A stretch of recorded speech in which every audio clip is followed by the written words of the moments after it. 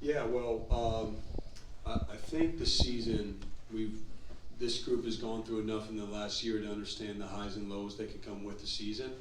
I think currently we're in a good spot. We're far from, we're far from arriving. We're far from who we can become. I mean, we're doing this without Tyrese too the last 2 games. And so our goal, after that Georgia Tech game, Tyrese gets hurt. We lose that game right at the end.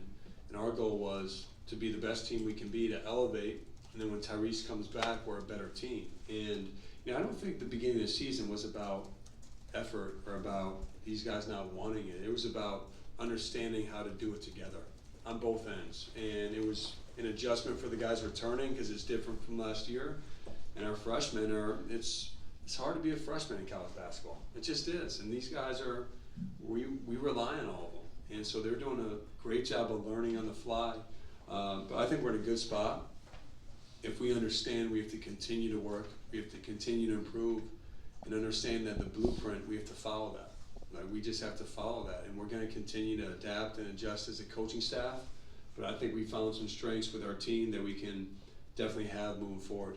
Speaking of Tyrese, how's he progressing? Is he on the court yet doing anything? Yeah, he's progressing well. He was on the court today.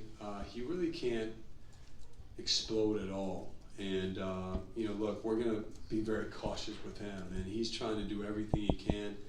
He's off the crutches, which is a great step. He was on the crutches for about a week or so.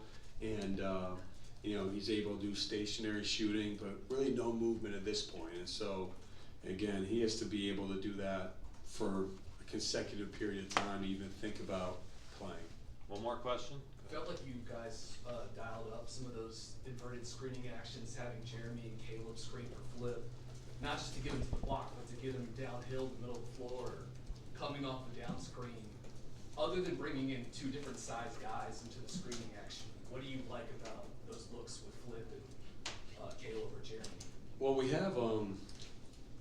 had this throughout my time at Duke, but with Flip, he's like the queen on the chessboard, right? And he can move all over the place, and Mark can be that way. He can be the queen on the chessboard in a different way. And so the positioning of those 2 guys is key for our offense.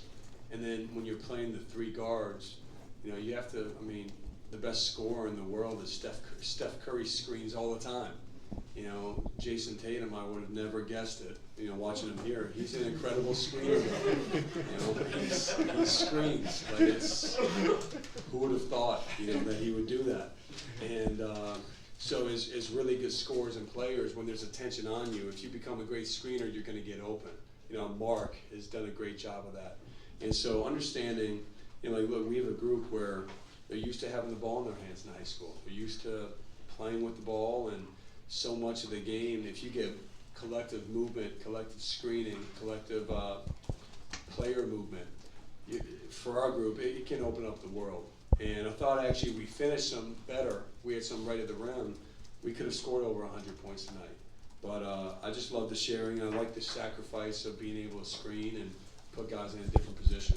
Thanks, Coach. Okay.